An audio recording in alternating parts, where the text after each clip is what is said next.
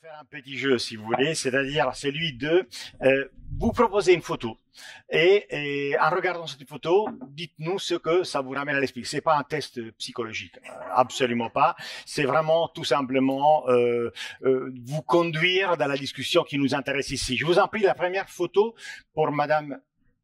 Voilà. Je crois que c'est une photo de famille, ce sont tous mes enfants. Vous voyez comment on est productif dans le Grand Est. Alors, merci, cher Giuseppe, pour votre question, et j'en profite pour saluer, voilà, Madame la maire, chère Jeanne, Mesdames les présidentes. Je dois vous dire, ça fait quand même plaisir de saluer des femmes de pouvoir en premier lieu en tant qu'élue. C'est quand même pas tous les jours qu'on peut faire ça. Voilà. Ça va. Vous avez raison. J'aime vraiment beaucoup les agences d'urbanisme, voilà.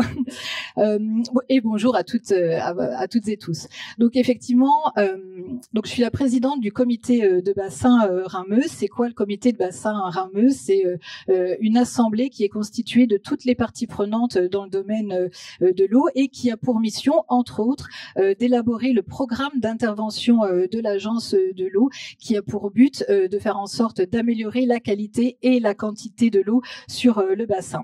Alors sur le comité de bassin Rhin-Meuse, nous sommes 100 personnes à siéger dans ce comité. Chantal à mes côtés y siège aussi d'ailleurs, et il faut bien avouer que non pas que la moyenne d'âge soit élevée, mais la jeunesse est quand même un peu sous-représentée. Pour vous dire, moi j'ai 48 ans et je suis une des plus jeunes.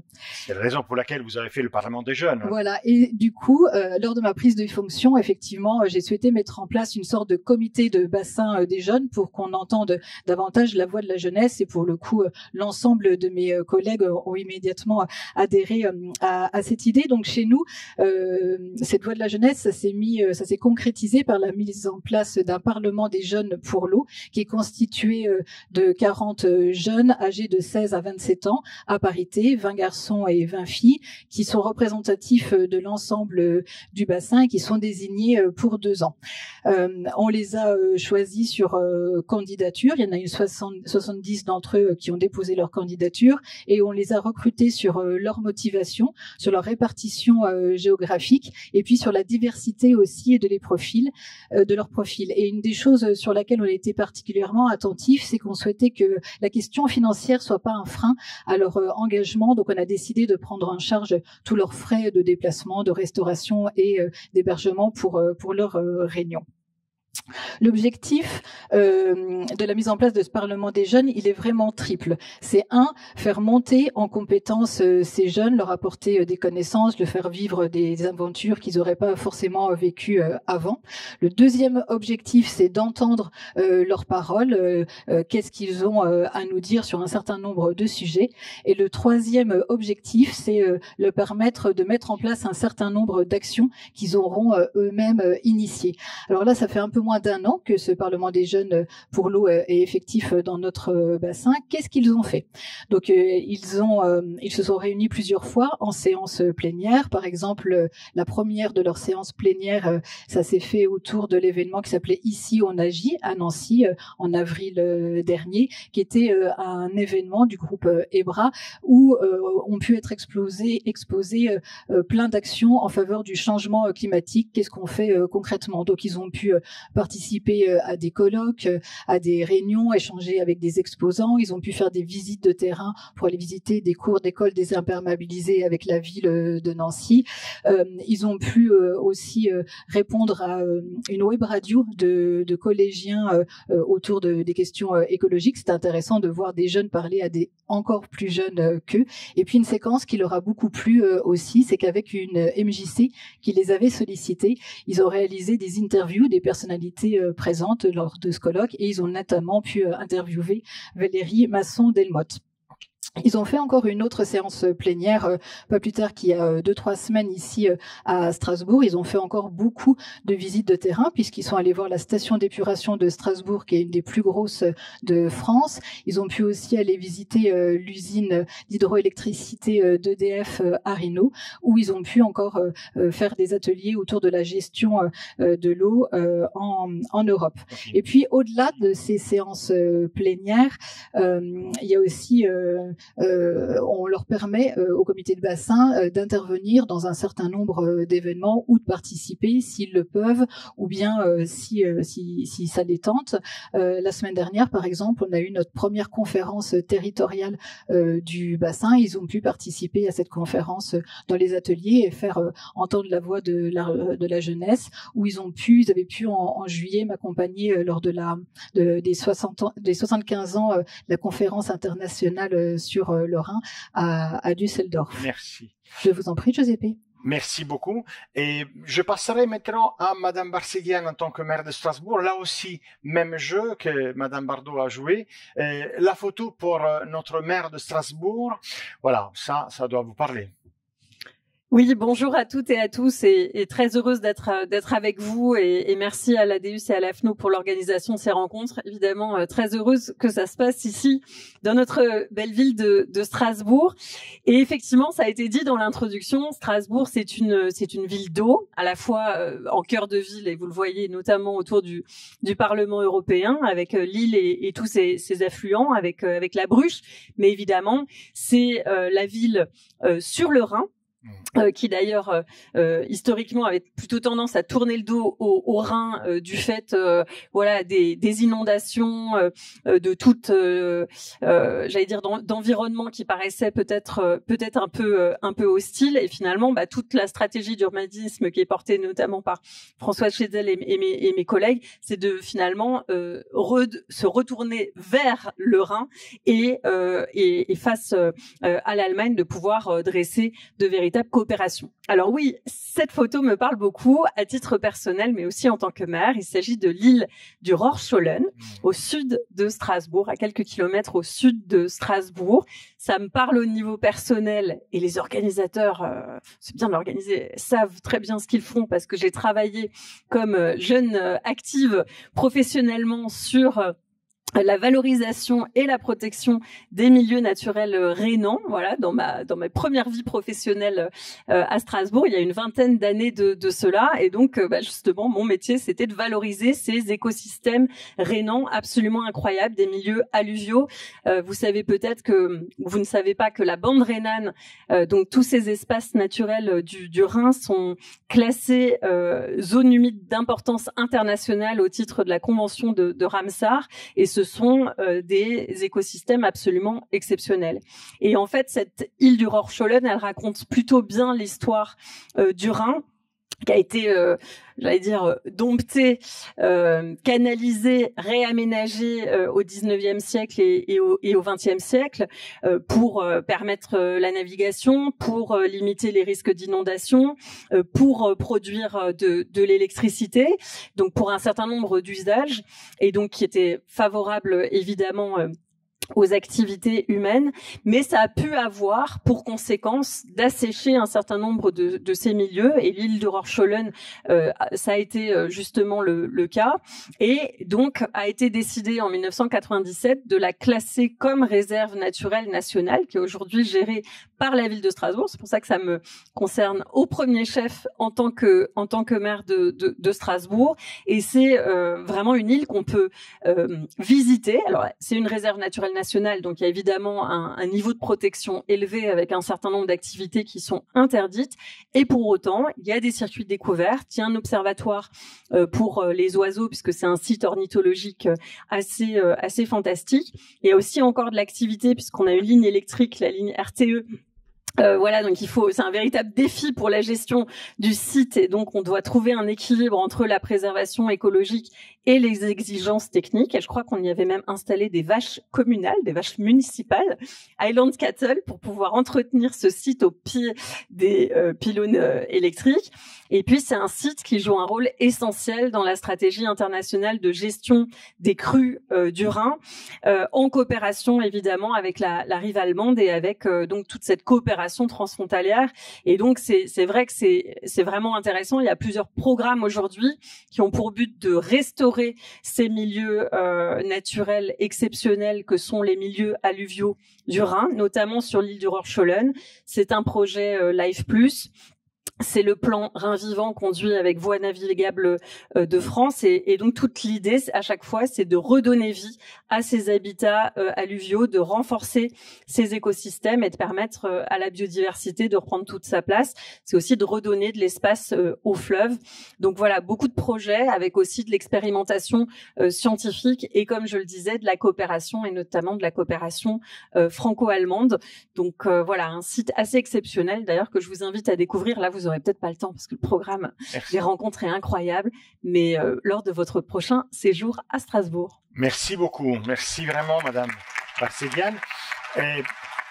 Avec Madame Dambach, on va passer à une photo qui n'a pas d'eau non plus, mais il faut quand même gérer l'eau pour faire un espace public aussi. Je vous en prie. Oui, alors bonjour à tous et à toutes, très heureuse d'être avec vous cet après-midi pour ce thème de l'eau. Alors il se trouve que nous trouvons là un périmètre de captage de l'eau potable. Il se trouve que effectivement l'Eurométropole de Strasbourg, dont je suis vice-présidente à la fois en charge de la planification urbaine et du plan climat, mais pas en charge des questions de l'eau, mais à l'interface des questions de l'eau, nous devons assurer la potabilité de l'eau, d'une part, mais aussi de la fournir en quantité suffisante et aux quatre coins de notre métropole qui est quand même composée de 33 communes. Il se trouve que cette potabilité, elle est contrôlée. Elle est contrôlée régulièrement par notamment l'ensemble de nos services. Il se trouve aussi que cette potabilité est menacée et là par les pollutions, notamment les pollutions agricoles, et que aujourd'hui c'est de plus en plus difficile d'avoir une eau potable qui vient au robinet, que nous avons une chance incroyable par rapport à d'autres pays dans le monde de pouvoir avoir ce luxe, d'avoir cette potabilité et cette eau qui nous arrive et qui coule, alors même que dans d'autres pays, il faut faire des kilomètres pour la chercher ou même quelquefois, j'ai envie de dire, la rendre potable avant de pouvoir la consommer. Donc tout ça a un coût. Évidemment que nous avons un suivi dans le cadre aussi du contrat climat et eau de l'Eurométropole de Strasbourg. Nous sommes soutenus financièrement par l'agence de l'eau Rhin-Meuse et puis dans la planification urbaine, qui est une de mes missions, il y a la question de l'eau aussi avec d'autres aléas, notamment les communes qui sont touchées par les coulées de boue. Et là aussi, il faut réglementer cela, il faut cartographier cela de telle manière à ce que l'on n'autorise pas des constructions à ces endroits-là, par exemple. Et puis, de manière générale, lorsque nous sommes arrivés en responsabilité à l'Eurométropole de Strasbourg en 2020, il a fallu déclarer l'urgence climatique et c'est à partir de là que nous avons construit toute notre politique climatique dans ce plan climat qui avait déjà été adopté en 2019, mais que nous avons mis en œuvre, notamment avec la création de l'Agence du climat, qui est aujourd'hui un vrai guichet des solutions. Et l'un des outils, ce sont des solutions fondées sur la nature. Et les solutions fondées sur la nature comportent de manière massive la végétalisation de nos espaces publics, de nos cours d'école, de nos places publiques. J'ai dans ma commune une rue, la rue de Wissembourg, qui séparait l'église de la médiathèque. Il se trouve qu'aujourd'hui, en étant parti du postulat de faire de cette rue un grand jardin, nous avons enlevé tout l'asphalte et nous avons créé des zones d'infiltration d'eau de pluie qui font qu'aujourd'hui les égouts ne sont plus engorgés. 70% de cette rue a été déminéralisée. Du coup, ce n'est plus un îlot de chaleur comme ça l'était auparavant et c'est le cœur de la ville qui est transformée. On sait bien que l'apport de la végétation dépend de l'eau. Cette eau, il faut savoir la capter, il faut savoir la faire ruisseler, il faut savoir irriguer aussi pour que cette eau arrive jusqu'aux arbres. Dans nos villes, nous avions des habitudes qui étaient de bitumer les troncs d'arbres jusqu'au bord. Aujourd'hui, nous enlevons cela, nous créons de la pleine terre pour que les racines et le système racinaire soient davantage irrigués. Et lorsque il y a un arbre, on le dit dans notre langage public, c'est 5 climatiseurs. Si la canopée est une canopée évidemment suffisamment importante. Et dans nos villes très minéralisées qui souffrent des îlots de chaleur, sans eau, pas de plantation, sans végétation, pas de biodiversité. Et pas de biodiversité, c'est la vie qui est atteinte. Donc de manière générale, l'eau, nous en dépendons, c'est elle qui nous donne la vie, nous devons savoir la canaliser aussi dans ces temps où le dérèglement climatique crée des gros contrastes, des trompes d'eau qui tombent comme au mois de septembre dernier chez nous, il n'avait pas plu autant depuis 1950, et puis quelques semaines plus tard, vous avez des canicules, et il faut maintenant aujourd'hui trouver des systèmes pour la canaliser, irriguer toutes nos plantations de manière à créer les conditions d'une vie dans le futur, dans nos territoires. Merci beaucoup, Madame Bach, vraiment. Entre déimperméabilisation et partage, justement. Last but not least, évidemment, avec l'intervention de Madame Giampard. Photo pour vous aussi. Et les composites. Bien, merci de me donner la parole. Merci beaucoup pour cette invitation. Je tiens à excuser le président Bierry qui est retenu malheureusement par d'autres obligations et qui me charge de le représenter avec ma collègue qui est dans la salle. Alors moi je vais vous parler ce que m'inspire cette photo. Elle m'inspire deux choses. D'abord un passé et puis un futur. Elle m'inspire également une solidarité de territoire amont-aval. Et puis, elle m'inspire bien entendu, une performance technique dont je vais vous parler très très rapidement. Donc là, en Alsace, nous avons une hydrographie toute particulière. Nous avons des emboîtements d'échelle des différents bassins versants, depuis les plus petits cours d'eau jusqu'au bassin versant de l'Ille ou du Rhin. Évidemment, je ne vous cite pas les rivières ou les cours d'eau que vous connaissez, la Dolère, la Thur, la Fecht, la Bruche, la Moder. Et l'ensemble de ces bassins versants en poupe et gigogne donne une légitimité à tous les territoires et à tous les strates pour s'engager dans la politique de l'eau. Chacun à son échelle, chacun avec ses moyens, mais en tous les cas en cohérence avec des voisins en amont et en aval. Pour nous, collectivité européenne d'Alsace, l'échelle du bassin de l'Ille est une échelle pertinente. Et elle est incarnée pour nous par les 10 barrages présents dans le massif des Vosges, qui sont notre propriété. Celui-ci ne l'est pas encore notre propriété, mais il est en cours de transfert de l'État vers notre patrimoine. Et ces 10 barrages assurent des débits d'étiage de nombreux cours d'eau et dans une moindre mesure une protection contre les crues, mais interviennent quand même au moment des pluies abondantes. Notre capacité de stockage à ce jour est d'environ 19 millions de mètres cubes d'eau, ce qui permet de libérer dans l'année presque 60 millions de mètres cubes. Vous voyez que c'est vraiment très très important et que ça permet de soutenir les vallées. Afin de soutenir la vallée de Guebwiller et pour anticiper l'augmentation de la population et aussi la lutte contre les étiages sévères que nous rencontrons ces dernières années, nous envisageons la rehausse d'un barrage permettant un stockage supplémentaire de 300 000 mètres cubes. C'est ce que vous venez de voir à l'instant. Donc le lac tel qu'il était précédemment, le lac tel qu'il sera dans quelques années. Le lac d'origine a été construit dans les années 1884, entre 1884 et 1894 par l'ingénieur Buller. Il avait évidemment à cette époque-là déjà la fonction de soulager la vallée au moment des grandes périodes de sécheresse.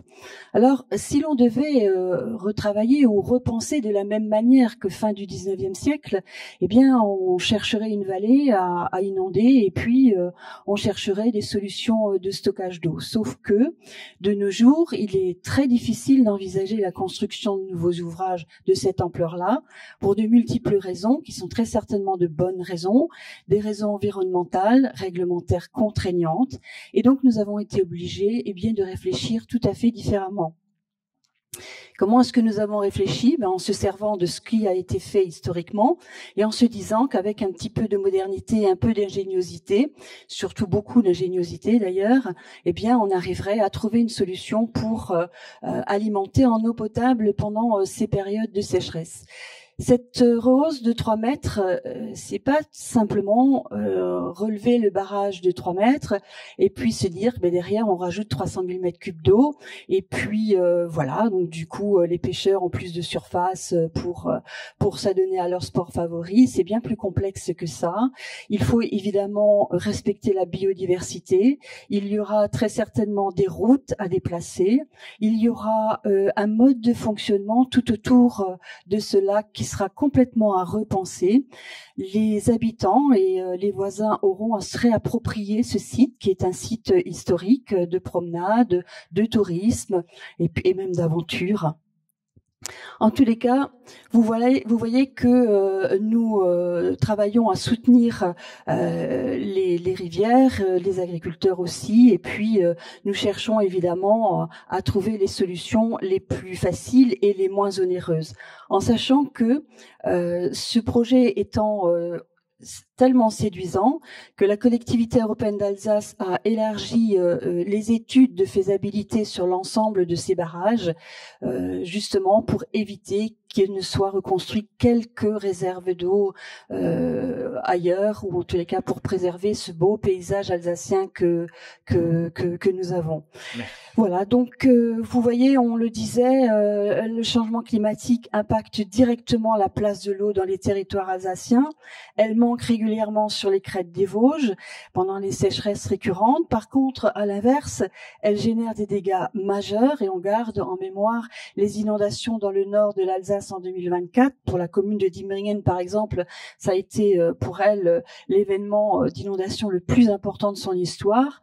Et nos amis allemands et nos amis et voisins allemands et belges l'ont vécu de façon même encore bien plus dramatique en juillet 2021.